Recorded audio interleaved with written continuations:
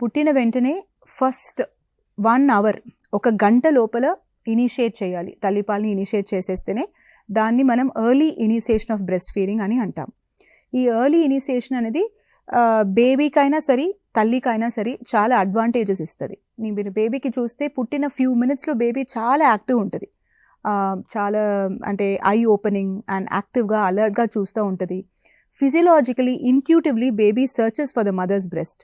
మీరు జస్ట్ ఒక బేబీని మదర్ చెస్ట్ పైన పడుకోపెడితే స్మెల్తో ఫ్లేవర్తో బేబీ తను మదర్ బ్రెస్ట్ దగ్గరికి వెళ్ళి నిపుల్లో సక్ చేయాలి అని ఇంట్యూటివ్లీ తెలుసుకుంటుంది. This is called as breast crawl.